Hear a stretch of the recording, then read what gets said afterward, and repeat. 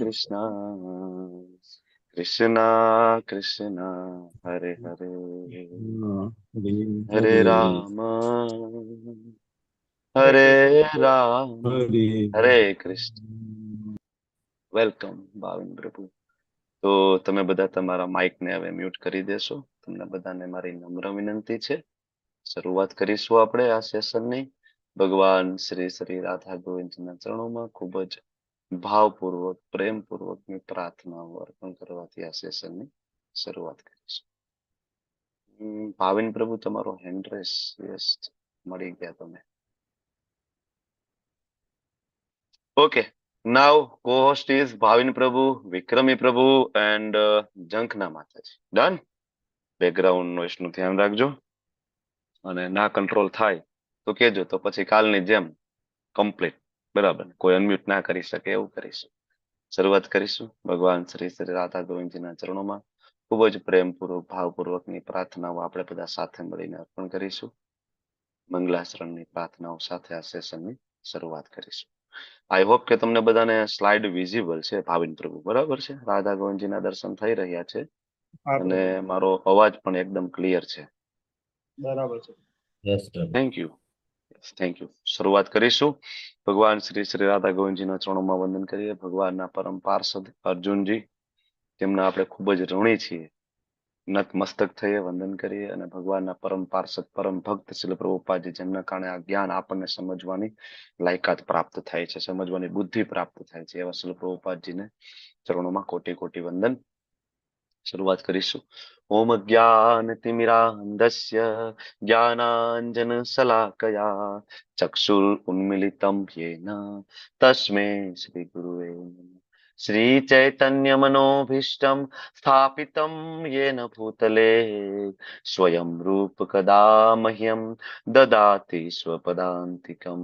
વંદેહમ શ્રી ગુરો શ્રીયુતાપદ કમલમ શ્રી ગુરુન વૈષ્ણવાંશ્ચ શ્રીરૂપમ સાગ્રજાતમ સહગણ રઘુનાથાન્વિતમ તમ સજીવમ સાદ્વૈતમ સાવધૂતમ પરિજન સહિતમ કૃષ્ણ ચૈતન્ય Devam Shri Radha Krishna પાદાન સહગણ Lalita Shri વિશાખાન્વિતંશ્ચ.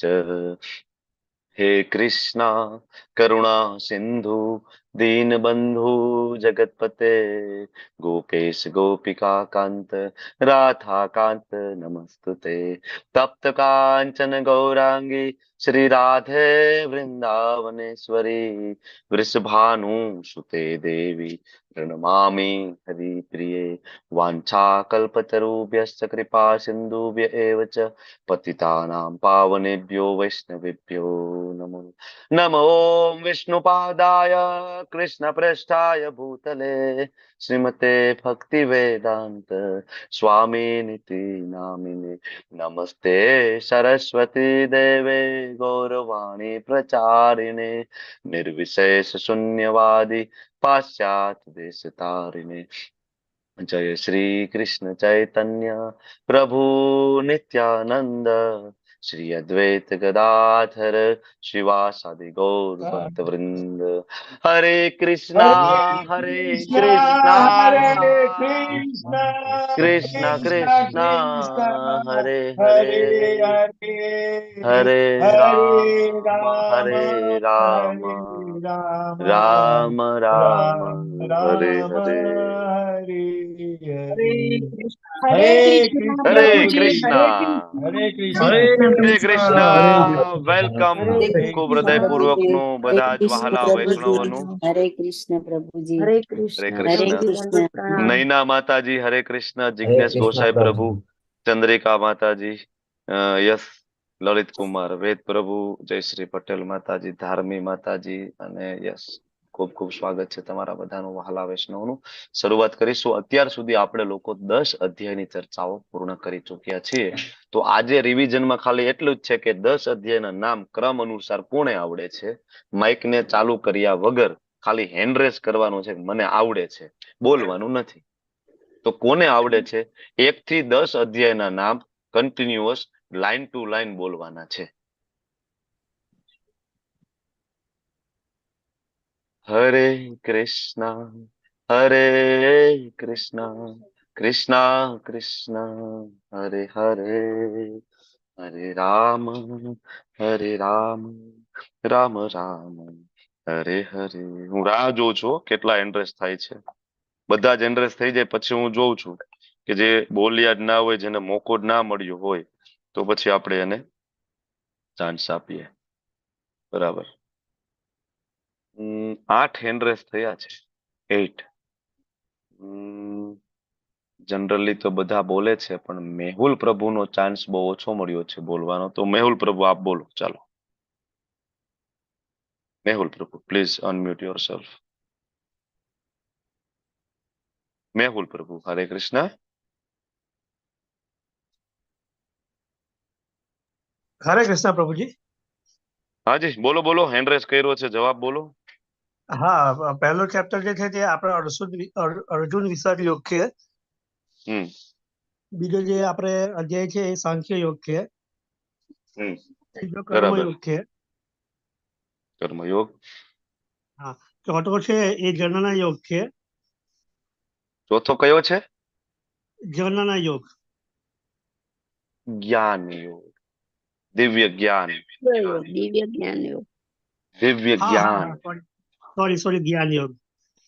Okay, thank you. હા. Than પછી પાંચમો 5 થી લઈને 10 કોણ નથી બોલ્યું અત્યાર સુધીમાં?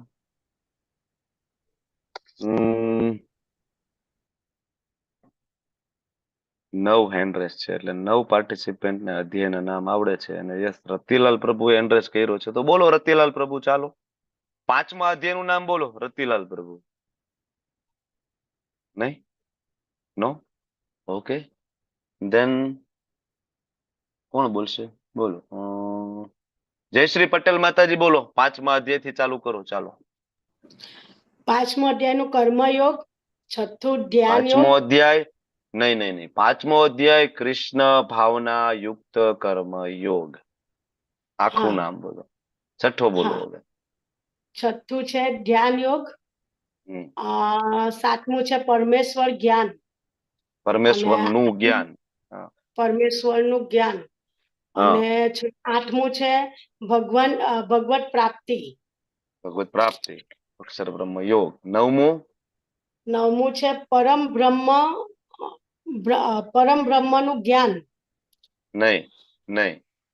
ચાલો, બ્રહ્મ 9મા અધ્યાયનું નામ બોલશે શશી માતાજી. બોલો શશી માતાજી, બોલો 9મા અધ્યાયનું નામ. હરે કૃષ્ણ. પરમ ગુહ્ય હા. જ્ઞાન પરમ અને ગુહ્ય જ્ઞાન, રાજ વિદ્યા રાજ ગુહ્ય યોગ. પરમ ગુહ્ય 10મું જ્ઞાન, રાજ વિદ્યા રાજ ગુહ્ય યોગ. પરમ ગુહ્ય 10મા જ્ઞાન. અધ્યાયનું નામ બોલો.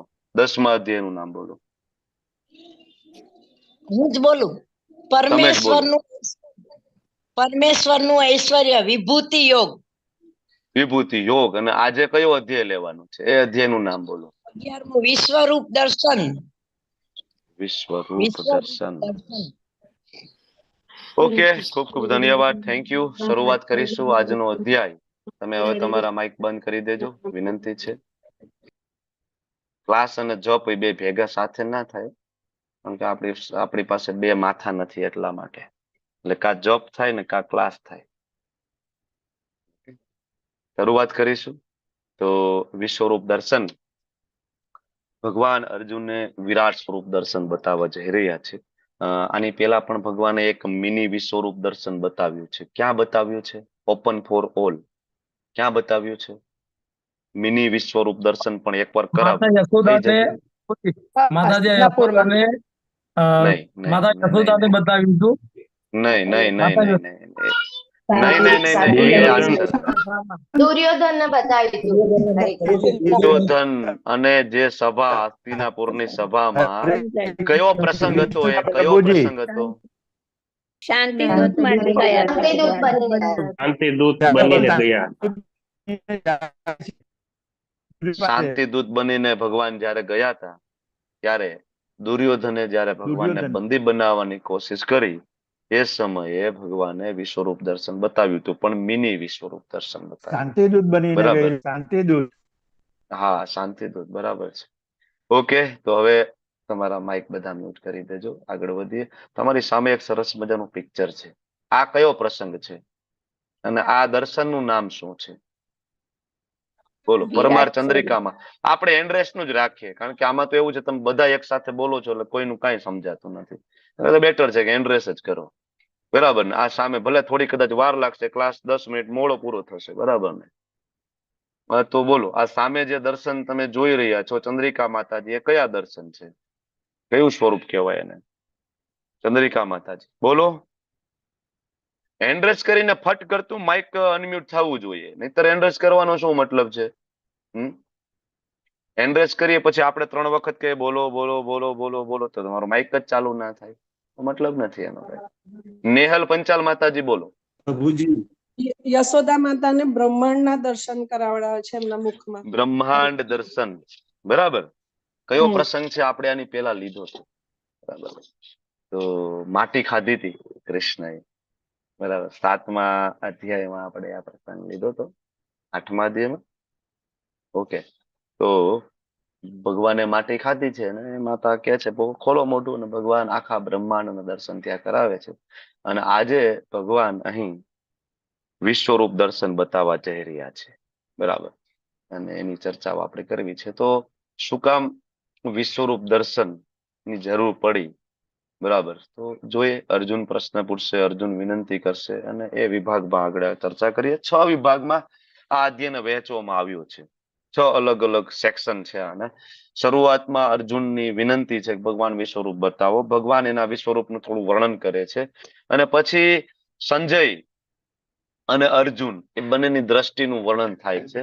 અને અર્જુન જે વિશ્વરૂપ દર્શન જોવે છે એનો અનુભવ 15 થી લઈને 31 શ્લોકની અંદર પોતાનો અનુભવ, અને પછી 32 થી 34 શ્લોકમાં ભગવાન કહે છે મારા હાથનું ઇન્સ્ટ્રુમેન્ટ બનો, ને છેલ્લે 35 થી લઈને 46 શ્લોકમાં અર્જુનની પ્રાર્થનાઓ.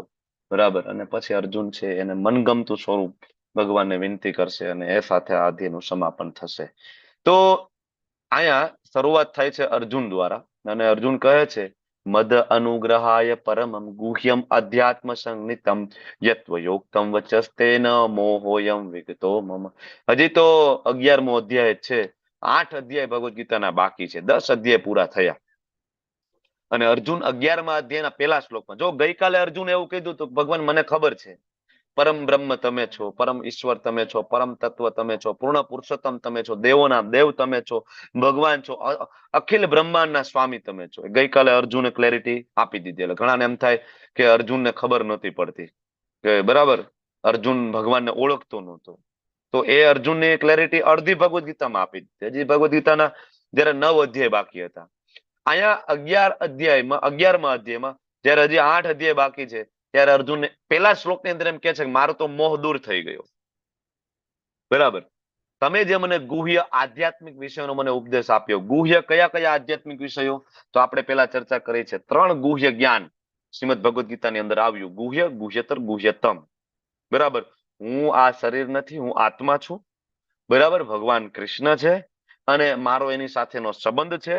બરાબર. અને એ સંબંધને હું કઈ રીતના એસ્ટાબ્લિશ કરું? તો કે મન મના ભાવ મદ ભક્તો મધ્યાજી મામ નમસ્કુરુ. તો આ 3 જે તમે મને અત્યંત ગુહ્ય વિષયોનો મને ભગવાન ઉપદેશ આપ્યો, ઉપદેશ આપીને તમે મારા હૃદયમાં દદામી બુદ્ધિ યોગમ કર્યું, જે આપણે ગઈકાલે 10મા અધ્યાયના 9મા શ્લોકમાં જોયું. બરાબર. અને ત્યારે આપણે ખ્યાલ આવ્યો કે ક્યારે ભગવદ ગીતા આપણને સમજાય. બરાબર. તો આમ તો મેં પેલા વાત કરેલી છે. હું તમને પ્રશ્ન પૂછી લઉં કે ભગવદ ગીતાને સમજવાની પદ્ધતિ કઈ અને એની લાયકાત કઈ? આ 2 પ્રશ્નના જવાબ તમે મને આપો. તમે હેન્ડરેસ કરજો, ડાયરેક્ટ નથી બોલું.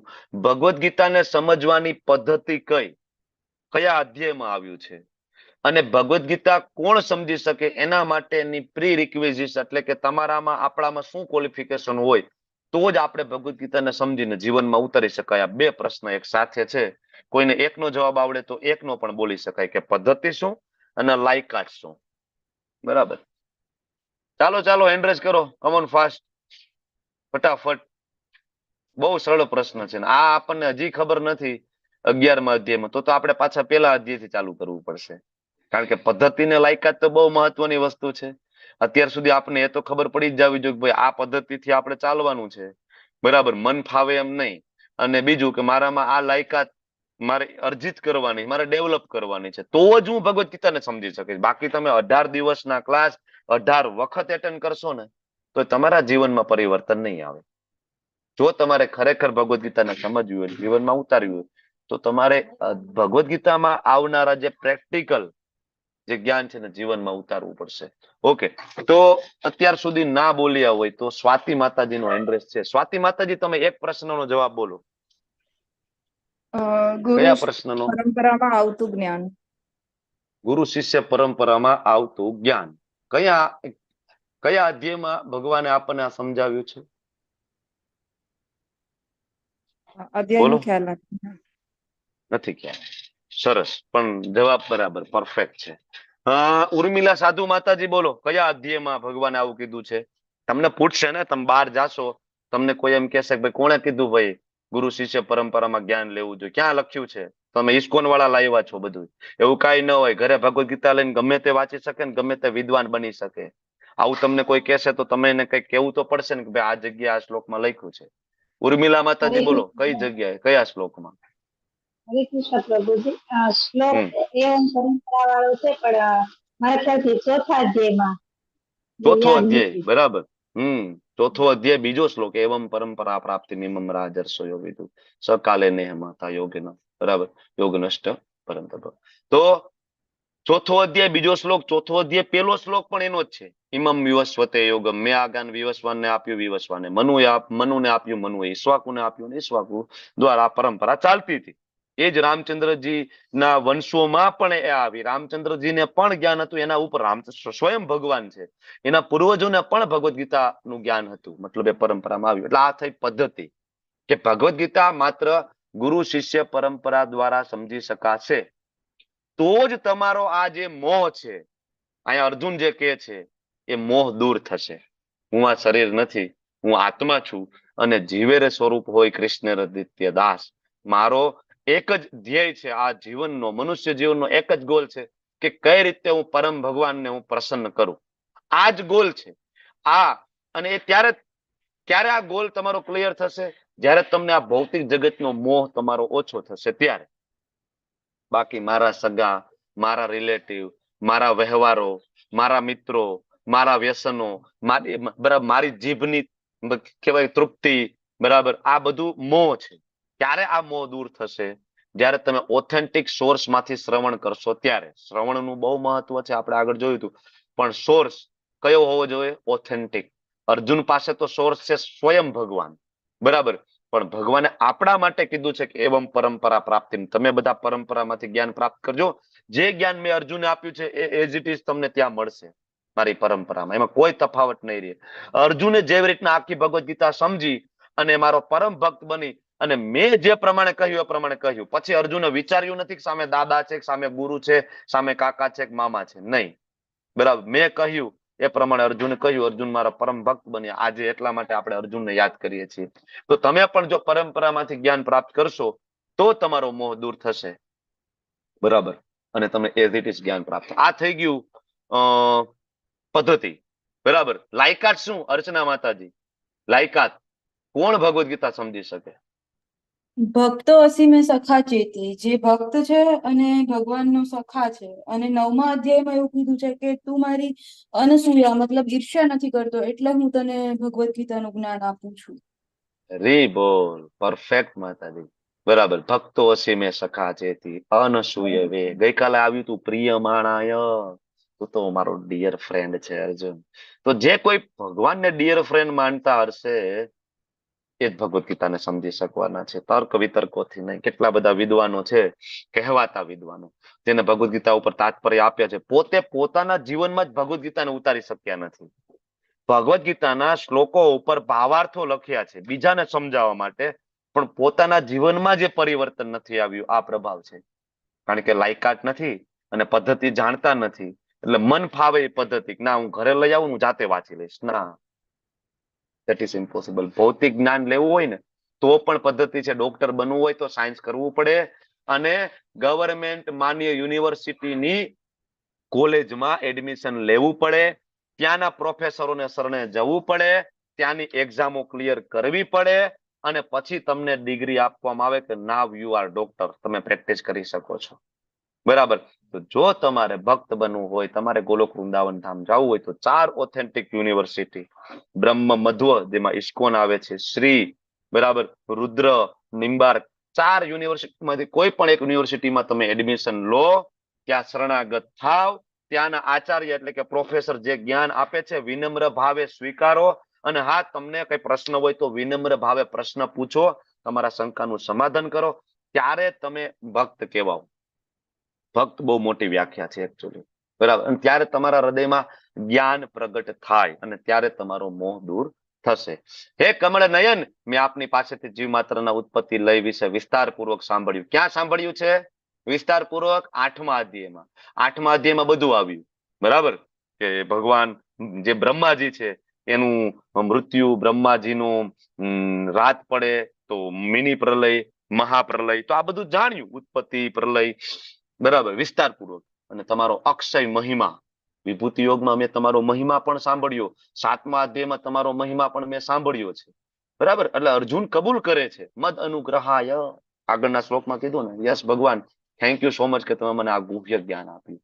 આભાર પ્રગટ કરવો બહુ જરૂરી છે. આપણે ભગવાન પાસે માગીએ બધું, પણ આપણે ભગવાનને ક્યારે આભાર પ્રગટ નથી કરતા, નેવર, બરાબર. આપણને કેટલું આપ્યું છે, બરાબર, એ ક્યારેક તમે હોસ્પિટલોમાં જાઓ, કેન્સર હોસ્પિટલમાં જાઓ, બરાબર, તો તમને ખબર પડે કે લોકો કેવી રીતના હેરાન થઈ રહ્યા છે, બરાબર. કોઈની આંખ કાઢી લીધી, કોઈનું અડધું જડબું કાઢી લીધું છે, કોઈ જમી નથી શકતું, નળીથી કોઈને ખવડાવી રહ્યા છે, કેટલા બાળકોથી લઈને મોટા તમે જુઓ તો એને આંખ નથી, કેટલાને એક હાથ નથી, કેટલાને એક પગ નથી, બરાબર. આપણને કેટલું આપ્યું છે ભગવાને, કેટલું સુગમ કરાવ્યું છે, બધું સરળ એકદમ. આપણે કોઈ દી આભાર પ્રગટ કર્યો? ના. આપણે હંમેશા કમ્પ્લેન કરીએ છીએ ભગવાનને, ભગવાન મને આ નથી આપ્યું, ભગવાન મને તે નથી આપ્યું, હંમેશા કમ્પ્લેન, હંમેશા કમ્પ્લેન. એવો જ એક ભક્ત છે, ભગવાન પાસે જાય છે, ભગવાન જયારે મારા જીવનમાં ખૂબ મુશ્કેલીઓ હતી ને ત્યારે તમે મને છોડીને જતા રહ્યા હતા. ભગવાન કે એવું કોઈ દી બને નહીં, હું મારા ભક્તને ક્યારે નથી છોડતો, કારણ કે ભગવાનનું એક નામ છે અચ્યુત. ભગવાનનું એક નામ છે અચ્યુત. અચ્યુત એટલે ભગવાન એના ભક્તોની હેલ્પ કરવા માટે, મદદ કરવા માટે ક્યારે ચૂકતા નથી, એટલે અચ્યુત. અચ્યુતના ઘણા અર્થ થાય છે, પણ એક અર્થ આચાર્યો આપણને આ સમજાવે છે, બરાબર. ભગવાન ક્યારે એવું બને નહીં કોઈ ભક્ત ભગવાનને યાદ કરે ને ભગવાન ચૂક્યા હોય એની મદદ કરવામાં, નેવર એવર. તો આ ભક્ત નાના એ કે હાલો મારી સાથે, કે હું તમને લઈ જાઉં, સમુદ્ર કિનારે લઈ જાય છે, 2 પગલા, બરાબર, કે જોયું કે 2 પગલા છે તમારા ને મારા, પણ ધીમે ધીમે આગળ જાય છે ભગવાન ને ભક્ત, 1 પગલા થઈ જાય છે. તો ભક્ત કે છે જોયું ભગવાન, જોયું કે જયારે હું મુશ્કેલીમાં હતો ને ત્યારે તમે મને છોડીને જતા રહ્યા હતા, ત્યાં 1 જ પગલા છે, મારા છે. ભક્ત કે છે ત્યારે ભગવાન એમ કે છે બેટા ખરેખર જયારે તું મુશ્કેલીમાં હતો ને ત્યારે મેં તને ગોદમાં ઉપાડી લીધો હતો, બરાબર. તો તારા પગલા ક્યાંથી હોય? એ જે 1 પગલા છે ને મારા છે, બરાબર. આપણે ખબર નથી, આપણા જીવનમાં આપણા કર્મોના કારણે એવી ઘણી બધી મુશ્કેલીઓ છે કે જે આપણે સહન કરવાની હતી, પણ જ્યારે આપણે શરણાગત થયા છીએ, જ્યારે આપણા હાથમાં માળા આવી છે, એ જ દિવસથી એ બધી જ મુશ્કેલીઓ તલવારના ઘા બરાબર હતી, પણ સોયના ઘા બરાબર ભગવાને આપણને કરીને આપી છે. આપણને આનો અનુભવ નથી. આભાર પ્રગટ કરવો જોઈએ. બાકી તમારા ને મારા આપણા કર્મ કેવા છે, કલિયુગના જીવો છીએ આપણે બધા, બરાબર. છતાં પણ જયારે પણ ભગવાનના શરણે જાય, ભગવાન હંમેશા એમાં ડિસ્કાઉન્ટ આપે છે, બરાબર. તો અહીંયા અર્જુન છે ભગવાનની સ્તુતિ કરે છે, કમલ નયન. ભગવાનની જયારે પણ ચર્ચા થાય, ભગવાનની સ્તુતિઓ ભગવાનના ભક્તો કરે, ત્યારે ભગવાનના અંગ ઉપાંગોને કમળ સાથે સરખાવે. કમળ નયન, બરાબર. ભગવાનના નેત્ર કમળ, ભગવાનના હસ્ત કમળ, ભગવાનના ચરણ કમળ, ભગવાનના નાભી કમળ. કમલ, કારણ કે એવું કહેવાય છે કે કમળ છે આ ભૌતિક જગતનું નથી, કારણ કે ભૌતિક જગતમાં સૌથી પહેલા બ્રહ્માજી, પ્રથમ જીવ પ્રગટ થયો ને બ્રહ્માજી, એની પહેલા તો કમળ પ્રગટ થયું હતું ગર્ભોદક્ષાય વિષ્ણુજીના નાભીમાંથી. પહેલા કમળ આવ્યું, પછી બ્રહ્માજી આવ્યા, પછી બ્રહ્માજીએ 14 ભુવનનું નિર્માણ કર્યું, અને પછી 84 લાખ યોનિઓનું સર્જન કર્યું. એટલે ઘણી વાર એવું કહેવામાં આવે છે કે 84 લાખ યોનિમાં કમળ નથી, એક અલગ જ આઈડેન્ટિટી છે, કારણ કે બ્રહ્માજી પહેલા પ્રગટ થયું છે. ઓકે, તો કમલ નયન એટલે જ જયારે કુંતી મહારાણી શ્રીમદ ભાગવતમના સ્કંદ 1માં ભગવાનની સ્તુતિ કરે છે, નમો પંકજના ભાય, નમો નમો પંકજ પંકજ માલિને, માલિને. નમો પંકજ નેત્રાય, નમસ્તે પંકજ આંગ્રે. એવી સેમ સ્તુતિ છે શિવજી કરે છે. સેમ નમો પંકજ નાભાયથી ચાલુ થાય શ્રીમદ ભાગવતમ રુદ્ર ગીત ની અંદર. બરાબર, એ પણ ભગવાનની સુંદર સ્તુતિ કરે છે. બરાબર, તો અહીંયા અર્જુન કહે છે કે તમે મને ડિટેલમાં સમજાવ્યું છે, મેં એનો અનુભવ કર્યો છે. હે પુરુષોત્તમ, હે પરમેશ્વર, આપના સ્વયં જણાવ્યું જે તમે મને જે જણાવ્યું આગળ, બરાબર, એ આપના વાસ્તવિક રૂપને મારી સમક્ષ હું તો જોઈ રહ્યો છું. તમારી જે વિભૂતિઓનું તમે વર્ણન કર્યું હું તો જોઈ રહ્યો છું. મને એ બધી વિભૂતિના તમારામાં દર્શન થાય છે. છતાં પણ આ દ્રશ્ય જગતમાં તમે કેવી રીતના પ્રવેશ્યા છો, જોવાની મારી ઈચ્છા છે. એકચ્યુઅલી અર્જુન ભગવાનને આ જે અનંત બ્રહ્માંડ ભગવાને સર્જન કર્યું અને ભગવાન કણ કણમાં બિરાજમાન થયા, એ કયા સ્વરૂપે ભગવાન એ બિરાજમાન થયા છે, કેવી રીતના એ બન્યું, અનંત બ્રહ્માંડનું સર્જન કણ કણમાં ભગવાન પ્રવેશ કર્યા, એ સ્વરૂપ કયું, મારે એ સ્વરૂપનું દર્શન કરવું છે. એટલે અર્જુન એકચ્યુઅલી ભગવાનને વિનંતી કરે છે, વિરાટ સ્વરૂપ દર્શન જોવું છે મારે. હે પ્રભુ, એ યોગેશ્વર, હું આપને વિરાટ સ્વરૂપના દર્શનનો, વિશ્વરૂપ દર્શનનો અધિકારી જો લાગતો હોઉં ને, તો કૃપા કરીને દર્શન આપો. આ એટીટ્યુડ બહુ મહત્વનો છે ભગવાન પ્રત્યેનો. ભક્તિમાં આવ્યા પછી આ એટીટ્યુડ બહુ મહત્વનો છે. ભક્તિમાં આપણે આવીએ ને એટલે આપણને એમ થાય કે ના ના, હવે તો લીલા લેર છે ભાઈ, કોઈ વાંધો નહીં, હાથમાં માળા છે, પૈસા પૈસા આવશે, આનંદ, બહુ મજા મજા, બધું મને મળવું જ જોઈએ. શું કામ? હું ભક્તિ કરું છું, મારી સાથે કઈ અહિત ના થવું જોઈએ, મારું આમ ના થવું જોઈએ, મારું તેમ ના થવું જોઈએ. આ એટીટ્યુડ ન હોય ભક્તોનો. બરાબર, અને એમાંય જો કઈ થાય, 16 માળા 4-6 મહિના કરી હોય, અને જો જીવનમાં કઈ ઉતાર ચડાવ આવે, કઈક આર્થિક મુશ્કેલી આવે, કા કોઈક સ્વજન ગુમાવીને જતા રહીએ, ભગવાન આખા ગામમાં કોઈ ન મળ્યું હેરાન કરવા માટે, હું જ તમારો ભક્ત 6 મહિનાથી માળા કરું છું, કોઈ ના મળ્યું, હું એકલો જ, બધા મજા મજા કરે, પાપી બધાય, એને કોઈને વાંધો નહીં, મને એકને જ હેરાન કરવાનો. આ તમારી માળા અને આ તમારી ભક્તિ, પેલા હતા એ બરાબર હતા આપણે. આ તમારો કુર્તો ને ધોતી, ફરીથી ચાલુ. બરાબર, આ આપણી ભક્તિ છે. આપણો ભક્તિ કરવાનો આપણો એટીટ્યુડ છે, બહુ મહત્વનું છે. તમને અધિકારી લાગતો હોય ને તો મને આપો, બાકી તમને ઈચ્છા પડે છે. કુંતી મહારાણી ભાગવતમમાં શું કે છે ભગવાનને? કુંતી મહારાણી, બરાબર, ભગવાન જે દુઃખ આપવા હોય ને તે આપો. બરાબર, મારે દુઃખ જોઈએ છે. એક પણ સ્તુતિ આજ સુધી તમે એવી નહીં સાંભળી જેમાં ભગવાનનો ભક્ત એમ કેતો હોય કે મને ફરીથી બધા દુઃખ આપી દઉં. કેવા દુઃખ, કેવા દુઃખ? પોતાના 5 પુત્રોની પત્નીને ભરી સભામાં નિર્વસ્ત્ર કરવા, બરાબર, પોતાનો પ્રિય પૌત્ર અભિમન્યુનું, બધા એક સાથે મળીને અભિમન્યુનો વધ કરવો, બરાબર, અને 5 પાંડવોના 5 પુત્રો એટલે કે 5 પૌત્રોના અડધી રાત્રે ગળા કપાઈ જવા, બધાને ગળાથી મસ્તકથી ધડ જુદું, બરાબર. આવું દુઃખ એ દાદી કોણ? કુંતી મહારાણી, પોતાના પતિ પાંડુ રાજા જતા રહ્યા, ચક્રવર્તી સમ્રાટ હોવા છતાં પણ એ જ મહેલમાં દાસી જેવું જીવન વ્યતીત કરવું, જંગલમાં જવું, 14 વર્ષનો વનવાસ, સોરી 13 વર્ષનો વનવાસ. તો આ બધી, આટલી બધી મુશ્કેલીઓ હોવા છતાં કુંતી મહારાણી એમ કે છે કે બધી મુશ્કેલી પાછી આપી દો. કેમ? મુશ્કેલી હતી ને ત્યારે તમે હતા. છે આપણી પ્રાર્થનાઓ આમાં આવો ભાવ? હે, આપણે તો ભૂલથી નહીં, મનમાં ના વિચાર કરીએ, વળી મનમાં વિચાર કરીને વળી ભગવાન સાંભળી જાય મુશ્કેલી આપી દે તો? બરાબર, મનમાં ના થાય આપણાથી પ્રાર્થના, બોલીને ભગવાનને અર્પણ કરવાનું તો દૂર. આ ભગવાનના ભક્તોનો એટીટ્યુડ છે. બરાબર, ભગવાન પ્રત્યે કૃપા કરીને અધિકારી લાગતો હોય તો બતાવો, બાકી તમને એવું લાગે કે ના, હવે અર્જુન થી વધારે બીજો અધિકારી હોય કોણ? તો વિચાર તો કરો. જે કૃષ્ણના 3 કમળના દર્શનનો ખાલી ઝાંખી માટે ઋષિ મુનિઓ હજારો વર્ષ તપશ્ચર્યા કરે, જે કૃષ્ણના શરીરમાંથી જે તેજ નીકળે બ્રહ્મ જ્યોતિનું, બરાબર, દર્શન કરવા માટે યોગીઓ, વેદાંતિઓ હજારો વર્ષ સુધી તપશ્ચર્યા કરે, ખાલી કૃષ્ણના શરીરમાંથી નીકળતું તેજના દર્શન કરવા માટે. અને એ સાક્ષાત કૃષ્ણ અર્જુનની સામે નાનપણથી ઉભા છે, લીલા કરે છે, મસ્તી કરે છે, રમે છે. તો અર્જુન થી વધારે બીજો કોઈ અધિકારી હોય કોણ? બરાબર, અને એ અર્જુન એમ કે છે તમને અધિકારી લાગતો હોય તો ઠીક છે, બાકી કઈ વાંધો નહીં. તમને એવું લાગે કે ના ના મારી યોગ્યતા નથી, આપણે તો હંમેશા વિચારે કે ના ના હું સૌથી યોગ્ય કેન્ડિડેટ હું છું, હું કારણ કે 16 માળા કરું છું, મંગલા આરતી કરું છું. સૌથી યોગ્ય કેન્ડિડેટ હું, મને મળવું જોઈએ ભાઈ. મને આ સેવા મળવી જોઈએ, મને ઓલી સેવા મળવી જોઈએ, મને માન મળવું જોઈએ, મને સન્માન મળવું જોઈએ. હું યોગ્ય કેન્ડિડેટ છું. આપણો આ ભાવ છે, શીખવું જોઈએ ભક્તો પાસે. બરાબર. હે પ્રભુ, હે યોગેશ્વર, અધિકારી લાગતો હોય તો, નહીતર નહીં. હવે અર્જુનને તો આગળના શ્લોકમાં, આગળના અધ્યાયમાં અર્જુન એમ કીધું કે પરમ બ્રહ્મ પરમ ધામ. મને ખબર છે, you are supreme personality of Godhead. તમે જ પરમ તત્વ, પરમ સત્ય, પરમ ઈશ્વર, ભગવાન, બરાબર, સચ્ચિદાનંદ સ્વરૂપ તમે છો. તો પછી અર્જુનને શું કામ વિરાટ સ્વરૂપ જોવું છે? ડાઉટ છે મનમાં? શું લાગે? શંકા છે અર્જુનને? હેન્ડ રેસ કરો.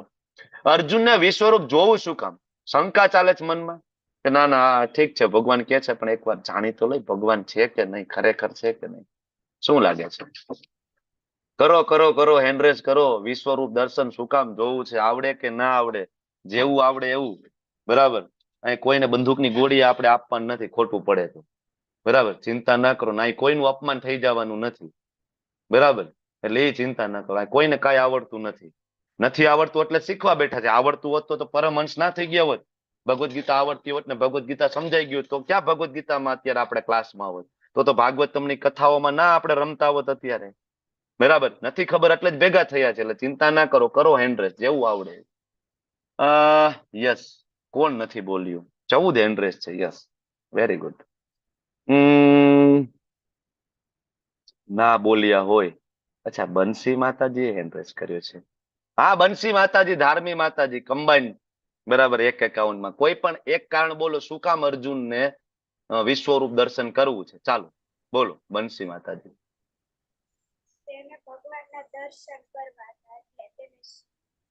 ભગવાનના દર્શન કરવા હતા. ઓકે, ખૂબ સરસ. દર્શના ભટ્ટ માતાજી બોલો. ચાલો, દર્શના ભટ્ટ માતાજી. હરે કૃષ્ણ પ્રભુજી. હા, બોલો બોલો. વિરાટ સ્વરૂપ જ જોવા માંગતા હતા, કારણ કે કળિયુગમાં કોઈ પૂછે કે આ બધું સર્વે સર્વે બધું જ ભગવાનની અંદર છે, બધું જ દેખાય છે ને સર્વે વિરાટ રૂપે દેખવાથી કળિયુગના લોકોનો સંશય દૂર કરી શકાય. હરી બોલ. ખૂબ સરસ. મુકેશ ચંદ્ર પ્રભુ બોલો ભાઈ. 3 કારણ છે એકચ્યુઅલી. કયા 3 કારણ છે? બોલો. મુકેશ ચંદ્ર પ્રભુ બોલો. એન્ડ ડાઉન થઈ મુકેશ ગયું. ચંદ્ર પ્રભુ કે મુકેશ પ્રભુ? નહીં, મુકેશ ચંદ્ર એટલે એ બીજા છે ને તમે મુકેશ પ્રભુ એટલે હા હા, મુકેશ ચંદ્ર પ્રભુ નો હેન્ડ રેસ હતો, પણ અત્યારે એન્ડ ડાઉન છે. યસ, કારણ કે એનો આન્સર કદાચ આગળ કવર થઈ ગયો છે. શું કહો પ્રભુજી? હા, બોલો બોલો. વિશ્વાસ વધારવા માટે. વિશ્વાસ વધારવા માટે. હરી બોલ. Yes yes yes yes. Krishnakumar Gupta પ્રભુ બોલો. શું કામ ભાઈ? અર્જુનને શંકા છે કૃષ્ણ ભગવાન છે કે નથી? એકવાર ટેસ્ટ કરી લઉં. શું લાગે પ્રભુ છે? એવું નથી. પ્રભુના અલૌકિક સૌ લોકોને અલૌકિક દર્શન થાય ને એના માટે વિરાટ દર્શન કરવા માંગે છે. ઓકે, બધાને અલૌકિક દર્શન કરાવવા છે. Yes, okay. રોશની માતાજી બોલો. શું કામ? વાય? કૃષ્ણ પ્રભુજી, અર્જુનજીને તો ખાતરી હતી જ કે કૃષ્ણ જ સર્વોપરી છે, પણ કળિયુગમાં એવા ઘણા લોકો આવશે જે પોતાને ભગવાન તરીકે ઘોષિત કરશે, તો ત્યારે એવા લોકોને આપણે કહી શકીએ કે વિરાટ સ્વરૂપ બતાવો એમ, કારણ કે જે વિરાટ સ્વરૂપ બતાવી શકે એ જ ભગવાન હોય. તો એના માટે એમણે ભગવાનને વિનંતી કરી છે. હરે કૃષ્ણ. હરી બોલ. ખૂબ સરસ. જવાબ તમારી સામે છે. તો અર્જુનનો વિશ્વાસ વધારો. કયો વિશ્વાસ વધારો? કે ભગવાન છે કે નહીં એ નહીં, અર્જુનને પ્રચાર કરવો છે. આગળ કીધું ને પરમ બ્રહ્મ પરમ ધામ. અર્જુનને ખબર પડી કે યસ, મારા મિત્ર, મારો ફાઈનો દીકરો, બરાબર, મારો મામા, બે મામા ફાઈના દીકરા હતા ને, મારો મામાના દીકરો, યસ, આ કોણ છે? નારાયણ છે, વિષ્ણુ છે. તો આ પ્રચાર કરવો છે તો મટીરિયલ વધારે જોઈએ ને હજી પ્રચાર કરવા માટે. બરાબર, પ્રૂફ જોઈએ. અર્જુન માટે નહીં, એને જ્યાં પ્રચાર કરવો છે તેના માટે. એટલે એ વિશ્વાસ વધારવા માટે. જે લોકો ત્યાં હાજર નથી એના માટે પ્રમાણ. કોણ? આપણે બધા હાજર નહોતા ને, એટલે પ્રમાણ. અને ભવિષ્યમાં આવા કેટલાય આવશે. હું ભગવાન છું, હું ભગવાન છું. તો આ બધા જે ભગવાન કહેવા વાળા છે એના માટે એક લિટમસ પેપર ટેસ્ટ. ભગવાન છો તો વિશ્વરૂપ દર્શન બતાવો. કૃષ્ણએ એવું કીધું કે હું ભગવાન છું. ઇવન જેટલા પણ ભગવાનના અવતારો છે કૃષ્ણના, 24 અવતારોનું વર્ણન શ્રીમદ ભાગવતમની અંદર છે. 24 માંથી એકેય અવતારે વિશ્વરૂપ દર્શન ક્યારે નથી બતાવ્યું. Never and ever. બીજા કોઈ દેવી દેવતાઓએ પણ નહીં. માત્ર કૃષ્ણએ જ વિશ્વરૂપ દર્શન બતાવ્યું છે. બરાબર. કારણ કે આગળ જે 10મો અધ્યાય આપણે લોકો ભણ્યા, 10મા અધ્યાયમાં શું આવ્યું? નદીઓમાં હું ગંગા છું, પર્વતોમાં હું હિમાલય છું. બરાબર. આ થિયરિકલ નોલેજ આપણને ભગવાને આપ્યું કે ભાઈ હું આ થિયરી. હવે કોઈ એમ કહી શકે કે ભગવાને કીધું છે નદીઓમાં હું ગંગા છું, મને શું વાંધો, હું કહી દઉં નદીઓમાં હું ગંગા છું, પર્વતોમાં ભાઈ હું હિમાલય છું. કહેવામાં શું જાય? કૃષ્ણએ કીધું છે હું કહી દઉં. બરાબર ને? દંડ આપનાર યમરાજ હું પોતે, રાજાઓમાં ઇન્દ્ર હું જ છું, બધું હું જ છું. તો આવા કેટલાય ભગવાન કહેવાતા ભગવાનો આજે ભારતની અંદર લગભગ 8-10 અવતારો આટા મારે છે. 8-10 અવતારો. એક અવતાર રાજકોટમાં છે. એ ભાઈ એવું માને છે કે હું કલ્કીનો અવતાર છું. બરાબર. નામ નથી દેતો, તમે ગૂગલમાં સર્ચ કરજો. ભાઈ એમ કે હું કલ્કીનો અવતાર. કલ્કી આવવાના છે હજી 4,32,000 વર્ષ પછી. કલ્કીના પત્નીનું નામ, ભગવાન કલ્કીના પત્નીનું નામ, એમના પિતાનું નામ, બરાબર, કયા કુળમાં, કયું લોકેશન, એક્ઝેક્ટ મેન્શન છે ભવિષ્ય પુરાણ ને ભાગવત બેયની અંદર. શ્રીમદ ભાગવતમમાં છે. બરાબર, કે કલ્કી આ ભાઈ રાજકોટમાં પ્રગટ થયા છે. નિયમ કે છે કે હું કલ્કી.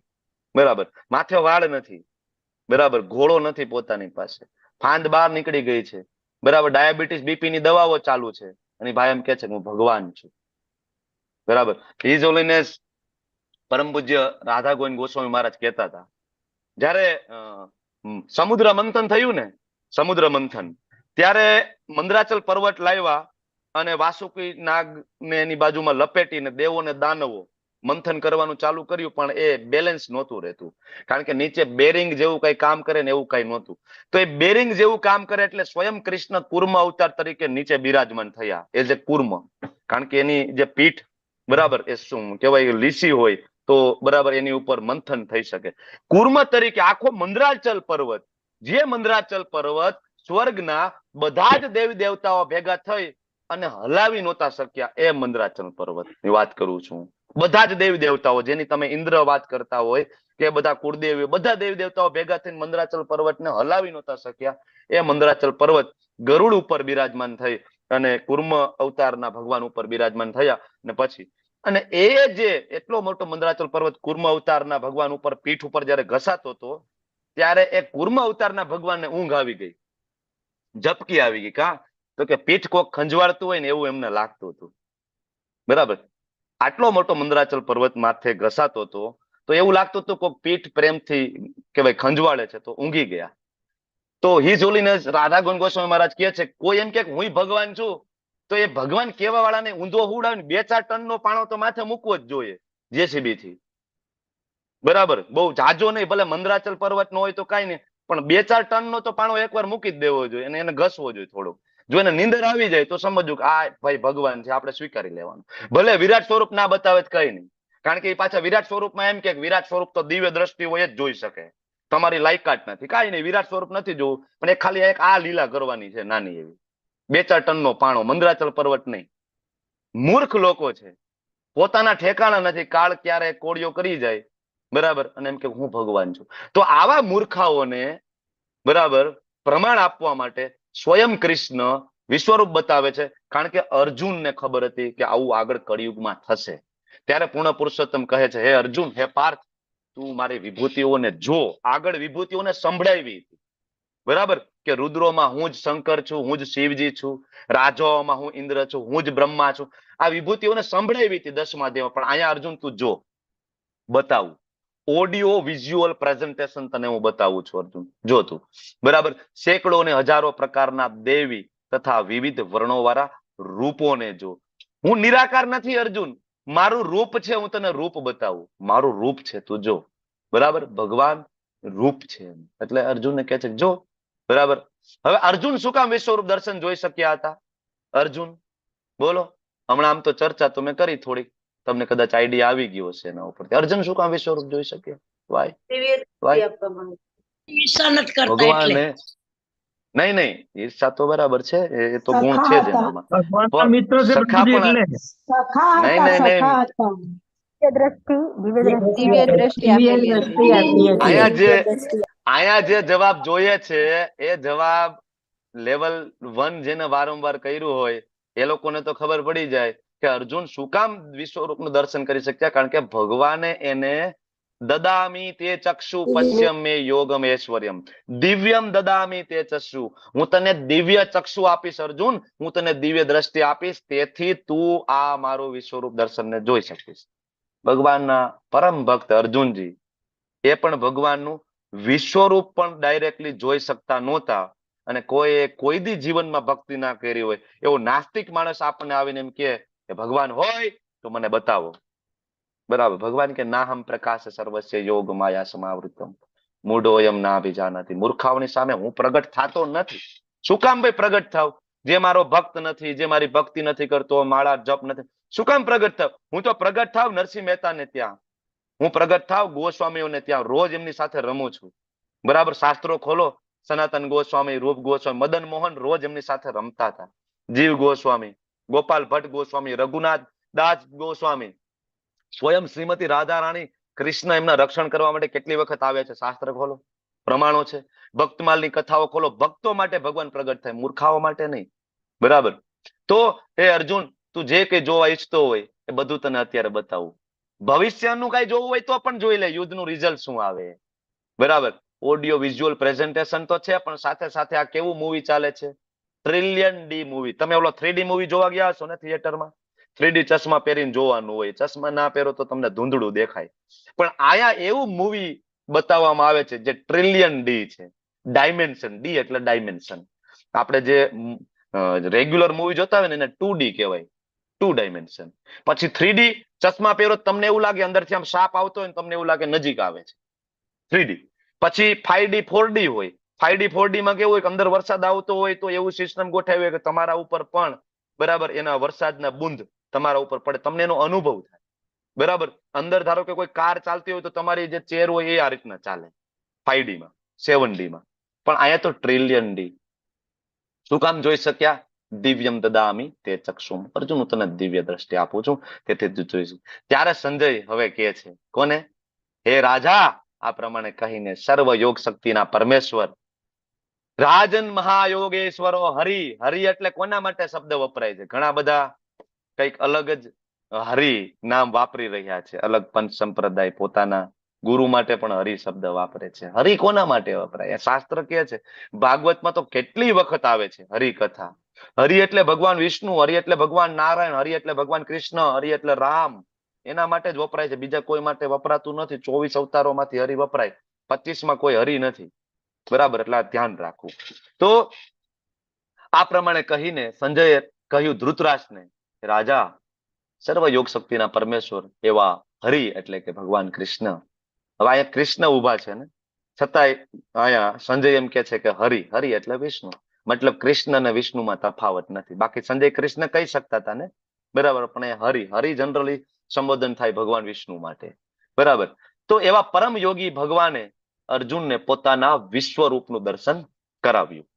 હવે જ્યારે આ વસ્તુ ધૃતરાષ્ટ્રે સાંભળી તો ધૃતરાષ્ટ્રના આજા ગગડી ગયા કે અત્યાર સુધી તો આગળ ખાલી ચર્ચા જ થઈ હતી વિભૂતિ યોગમાં, બરાબર, કે સર્વ કાલોનો કાલ મહાકાલ હું પોતે છું, બરાબર, અને રુદ્રઓમાં શંકર હું પોતે, શિવ હું પોતે છું. આ ચર્ચા થઈ હતી ખાલી આગળ, થિયરીમાં વાંધો નહોતો ધૃતરાષ્ટ્ર કે. પણ હવે સંજય એમ કે છે કે હવે આ દાદા પ્રેક્ટિકલ બતાવી રહ્યા છે. તમારે કાલ જોવો હોય તો કાલ, ને શિવજી જોવો હોય તો શિવજી, જે અનંત બ્રહ્માંડોનું ક્ષણભરમાં નાશ કરે, બરાબર, એ પણ એમના જ એક્સપાન્શન થઈને આવે છે. ત્યારે ધૃતરાષ્ટ્રને ખબર પડે છે કે હવે તો ગયા કામથી. અત્યાર સુધી તો ખાલી થિયરી ચાલતી હતી, આ તો પ્રેક્ટિકલ બતાવવા જઈ રહ્યા છે. ધૃતરાષ્ટ્રના આજા ગગડી જાય છે. બરાબર, ત્યારે અર્જુને એમાં શું શું જોયું એનું વર્ણન સંજય કરે છે ધૃતરાષ્ટ્રને, કે અર્જુને વિશ્વરૂપમાં અસંખ્ય મુખ, અસંખ્ય નેત્ર, અસંખ્ય આશ્ચર્યમય દ્રશ્યો જોયા. આ રૂપ અનેક દિવ્ય આભૂષણો, આભૂષણો કેવા હતા? દિવ્ય. અનેક દિવ્ય શસ્ત્રોથી, દેવી માળાઓ, બરાબર, દેવી વસ્ત્રો, અને અનેક સુગંધી દ્રવ્યો વાળા વિલેપન. સુગંધ પણ અર્જુનને આવતી હતી, અને આની ખબર સંજયને પણ પડતી હતી ત્યાં કે અર્જુનને આની સુગંધ આવે છે. આવી દિવ્ય દ્રષ્ટિ સંજયને આપી હતી. કોણે? સંજયને કોને દિવ્ય દ્રષ્ટિ આપી હતી? સંજય બેઠા હતા હસ્તિનાપુર, યુદ્ધ ચાલે છે કુરુક્ષેત્રમાં, લગભગ 1.25 કિલોમીટરનું ડિસ્ટન્સ. ત્યારે કઈ લાઈવની સિસ્ટમ નહોતી, વાઈફાઈ નહોતું. તો આ સિસ્ટમ કઈ? વેદવ્યાસજી આપે. વેદ વ્યાસજીએ તેમને દિવ્ય દ્રષ્ટિ આપી હતી. ઘણા બધા અત્યારે એમ કે એવું કેવી રીતના શક્ય બને?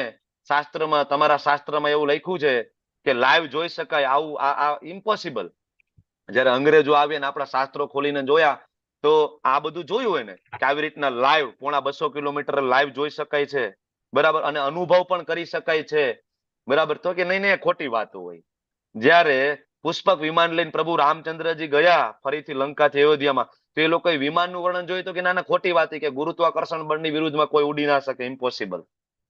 અને આજે એ જ ગુરુત્વાકર્ષણની બળની વિરુદ્ધમાં વિમાનો ઉડાડી રહ્યા છે, બરાબર.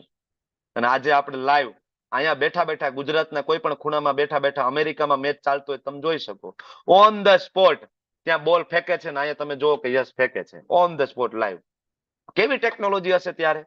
આપણને એમ થાય કે આપણે અત્યારે બહુ કહેવાય પ્રગતિ કરી છે. શું પ્રગતિ કરી છે? ત્યારની ટેકનોલોજી તમે જુઓ. અને આ બધી પ્રગતિઓ ખાલી અહીંયા જ લખેલી છે એવું નથી. જૂના જે કોતરણીઓ છે ક્યારેક, બરાબર, સૂર્ય મંદિર છે, મોઢેરાનું સૂર્ય મંદિર છે, બધી જે ગુફાઓ છે અમુક જૂની, એની અંદર હજી આ બધી કોતરણીમાં કેટલી બધી જગ્યાએ એવા કોતરકામ થયેલા છે, બરાબર. તમે જોવો તો તમને એમ થાય સાયકલ ત્યાં બનાવેલી છે. સાયકલની શોધ તો હમણાં કરેલી છે. તો 8 થી 5000 વર્ષ પહેલા એના શિલ્પ મળે છે જેમાં વ્યક્તિ સાયકલ ચલાવે છે, બરાબર. 8 થી 10,000 વર્ષના એવા શિલ્પ મળે છે જેમાં વ્યક્તિ પ્લેન ડ્રાઈવ કરી રહ્યો છે, પ્લેન, ફાઇટર પ્લેન ઉડાવે. આ છે, ગૂગલમાં સર્ચ કરજો, આ બધા ફોટો તમને મળશે, કઈ જગ્યાએ એ લોકેશન પણ તમને મળશે. તો એ સમયે કેવી ટેકનોલોજી હશે તમે વિચાર તો કરો. શાસ્ત્ર. હવે આ ભગવાનનું જે વિશ્વરૂપનું દર્શનનું તેજ કેવું હતું. આકાશમાં એક સાથે હજારો સૂર્ય ઉદય પામે ને, હજારો એક સાથે, તો પણ કદાચ ભગવાનના દેદીપ્યમાન તેજ સમાન થાય. કદાચ, કન્ફર્મ નથી. અર્જુન કે કદાચ, સંજય કે છે કન્ફર્મ નહીં. કેટલું ભગવાનનું તેજ હશે? હવે આ વિરાટ સ્વરૂપનું જો આટલું તેજ હોય તો ઓરિજિનલ કૃષ્ણના સ્વરૂપનું તેજ કેટલું? આપણાથી એક સૂર્ય, અત્યારે ઉનાળો ચાલુ છે, બપોરે નીકળજો ને 2 વાગે, બરાબર, એમનેમ નીકળો, અડધી કલાક આટો તો મારી જવો ડામરના રોડ ઉપર, શું હાલત થાય ખબર પડે. અમદાવાદમાં જે રહેતા હશે ને ખબર હશે ગરમી કોને કહેવાય, બરાબર. તો આપણાથી એક સૂર્યની ગરમી સહન નથી થતી, તો આપણે અહીંયા સુધી મોજા પહેરી લઈને, અહીંયા મોજા પહેરી લઈને, આંખમાં ચશ્મા પહેરી લઈને, મોઢા ઢાંકી દઈએ, કેટલું કરીએ, એક સૂર્ય સહન ના થાય. હજારો સૂર્ય, બરાબર, ભગવાનનું તેજ છે, બરાબર.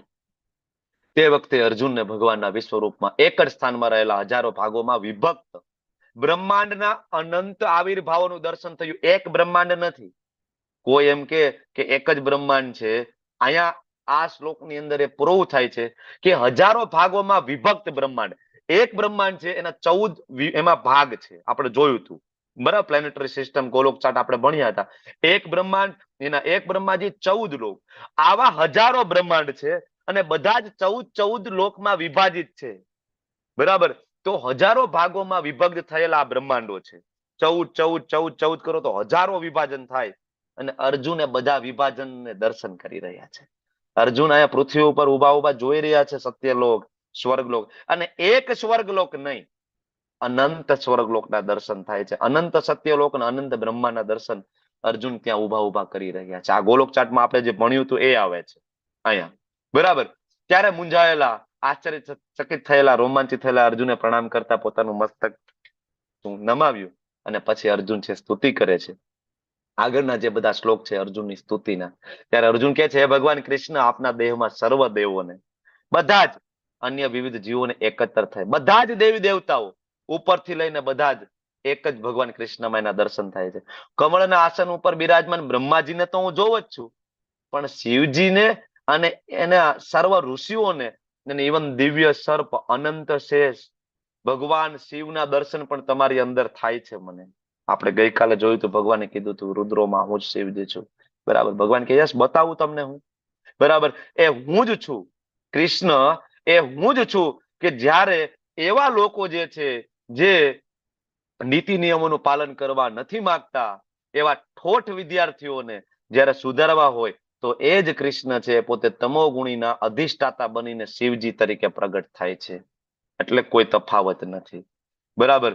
જ્યારે વિષ્ણુ બને છે, જ્યારે નિયમોનું પાલન કરવું, કોઈનો વૈષ્ણવ બનવું, તો બધા તો વૈષ્ણવ નહીં બને ને, બધા બ્રહ્મ મુહૂર્તમાં નહીં ઉઠે, બધા માળા નહીં કરે, બધા તિલક નહીં કરે. તો આવા જે ઠોઠડા વિદ્યાર્થીઓ છે, એ બાળક તો કૃષ્ણનું જ છે. એને સુધારવા માટે એ જ કૃષ્ણ છે. હરિ વિરંચી હર એવ ઇતિ સંજ્ઞા.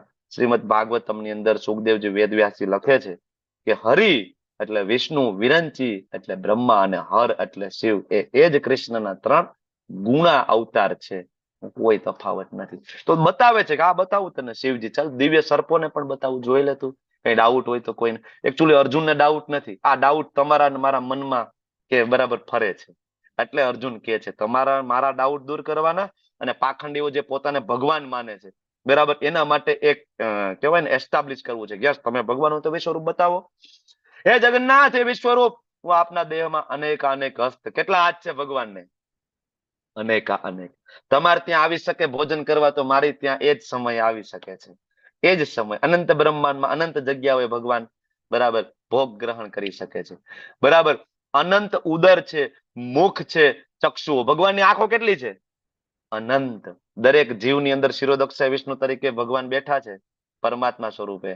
તો એના સીસીટીવી કેમેરા એવા છે કે જે કોઈ દી બંધ નથી થતા, જે કોઈ દી હેક નથી થતા. નેવર. તમે ક્યાંય પણ હોય, બરાબર, તમને એમ લાગે કે આ બ્રહ્માંડના, બરાબર, ખૂણામાં ક્યાંય પણ જતો રહું, જે કોઈ વ્યક્તિ નથી, તો ભગવાન કે યસ, હૃદયમાં હું બેઠો છું અને મારા સીસીટીવી કેમેરા ચાલુ છે. ભગવાનની આંખો ત્યાં પણ આપણને જોઈ રહી છે.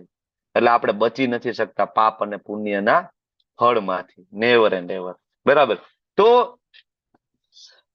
જે સર્વત્ર વ્યાપ્ત છે, સર્વત્ર ભગવાનના ચક્ષુ સર્વત્ર વ્યાપ્ત છે, અંત વિહીન છે. હું આપની અંદર અંત, મધ્ય કે આદિને જોતો નથી. આપના સ્વરૂપનું દર્શન કરવું દુષ્કર છે, કારણ કે એનું દેદીપ્યમાન જે તેજ છે ને, એમાંથી જે નીકળતી અગ્નિ સૂર્યના અગાધ પ્રકાશની જેમ સર્વવ્યાપી છે. તેમ છતાં મુકુટ, ગદાઓ અને ચક્રથી વિભૂષિત એવા તેજસ્વી રૂપનું હું દર્શન કરી શકું છું, કારણ કે તમે મને દિવ્ય દ્રષ્ટિ આપી છે. આમ તો આ દર્શન કરવું મારાથી એ દુષ્કર છે, પણ તમારી કૃપા થકી હું આ દર્શન કરી શકું છું પ્રભુ, અર્જુન કહે છે.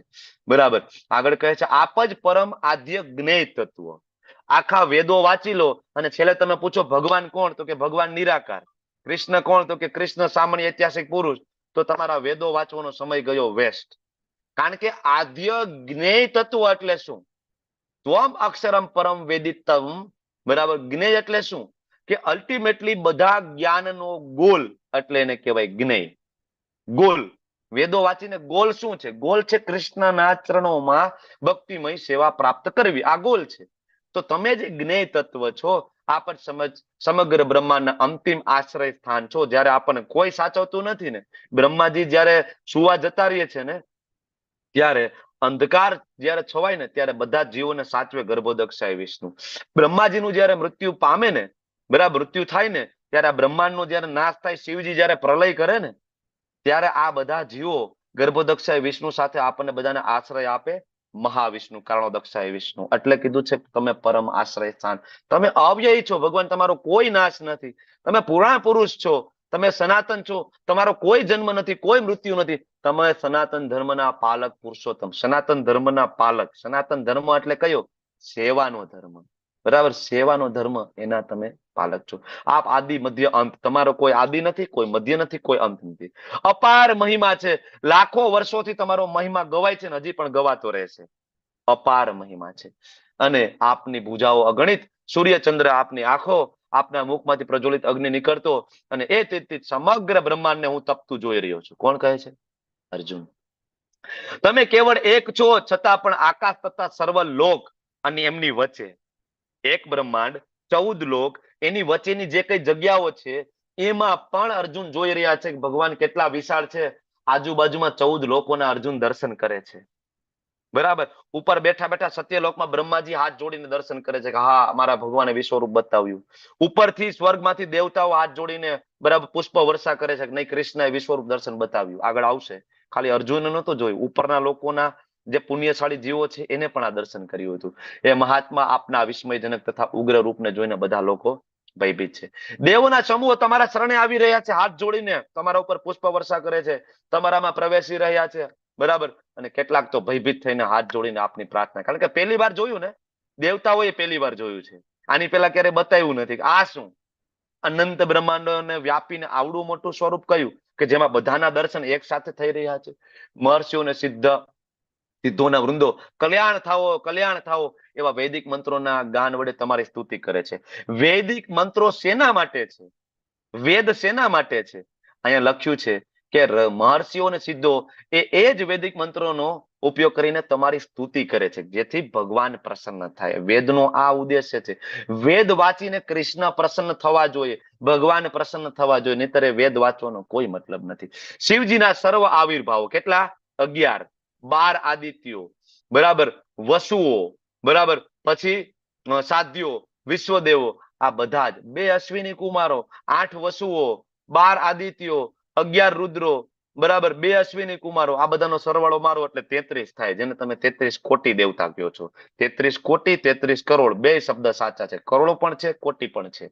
તો મરુદગણ, પિતૃગણ, ગંધર્વ, યક્ષ, અસુર, સિદ્ધદેવો એ બધા જ આપનું દર્શન વિસ્મય પૂર્વક કરી રહ્યા છે. મહાબાહુ, આપના અનેક મુખ, નેત્ર, બાહુ, જાંઘો, ચરણ, ઉદર, ભયાનક દાંતવાળા વિરાટ રૂપને જોઈને દેવો સહિત બધા અત્યંત વ્યથિત છે. અને હવે હું થોડોક વ્યથિત છું. તમને કહેતા તો કહેવાય ગયું કે વિશ્વરૂપ દર્શન બતાવો ભગવાન, પણ હવે તો થોડુંક હું વ્યથિત છું આ જોઈને. હે સર્વવ્યાપી વિષ્ણુ, આકાશને સ્પર્શતા અનેક તેજસ્વી રંગથી શોભતા આપને, આપના વિસ્ફારિત મુખોને, આપના અત્યંત જ્યોતિર્મય નેત્રોને જોતા જ મારું ચિત્ત ભયથી વ્યાકુળ થયું છે. હવે મારું ધૈર્ય, મારા ચિત્તની શાંતિને હું જાળવી શકું એમ નથી. આવું સ્વરૂપ તો મેં કોઈ દી નહોતું જોયું. અહીંયા ભગવાનને સર્વવ્યાપી વિષ્ણુ તરીકે સંબોધન કર્યું છે. હવે ખબર પડે છે ને, કૃષ્ણ અને વિષ્ણુ બે એક છે. અહીંયા વિષ્ણુ સંબોધન એટલા માટે થયું કે ભગવાન કૃષ્ણ ગોલોકમાંથી ઓરિજિનલી તો ક્યારેક જ, બરાબર, બધા દ્વાપરમાં પણ નથી આવતા, બધા દ્વાપરમાં નથી, બરાબર, બ્રહ્માજીના એક દિવસમાં એક દ્વાપર આવે એમાં જ કૃષ્ણ એ પ્રગટ થાય છે. બાકી ભગવાન હંમેશા અહીંયા વિષ્ણુ સ્વરૂપે પોતાનો વિસ્તાર કરે છે. મહાવિષ્ણુ, ગર્ભોદક્ષાય વિષ્ણુ અને ક્ષીરોદક્ષાય વિષ્ણુ, આ 3 વિષ્ણુ સ્વરૂપે ભગવાન આ સૃષ્ટિનું સંચાલન કરે છે. એટલે અહીંયા મહાવિષ્ણુ સંબોધન થયું છે. ધૃતરાષ્ટ્રના બધા પુત્રો પોતાના સર્વે સહાયક રાજાઓ સહિત ભીષ્મ, દ્રોણ, કર્ણ, અરે સામેવાળા નહીં, અમારા મુખ્ય યોદ્ધા હોય તમારા વિકરાળ મુખોમાં પ્રવેશ કરી રહ્યા છે, અર્જુન કહે છે. બરાબર. અને એમાંના કેટલાકના મસ્તકોને તું તમારી દાંતની વચ્ચે ચૂર્ણિત. કેવું સ્વરૂપ હશે ભગવાનનું, વિચાર તો કરો. આ બાજુમાં આ જે પિક્ચર છે તમે જો, બીજું સ્વરૂપ, આ એ જ કૃષ્ણ છે. શ્યામ સુંદર ત્રિભંગ લલિત સ્વરૂપ જે છે, બરાબર, મદન મોહન છે, એકદમ સુંદર. અને આ એનું સ્વરૂપ તમે જો, આંખ, બરાબર, વિકરાળ આંખો, અને એના મુખમાં જો આગની અંદર આ બધા પ્રવેશ કરી રહ્યા છે.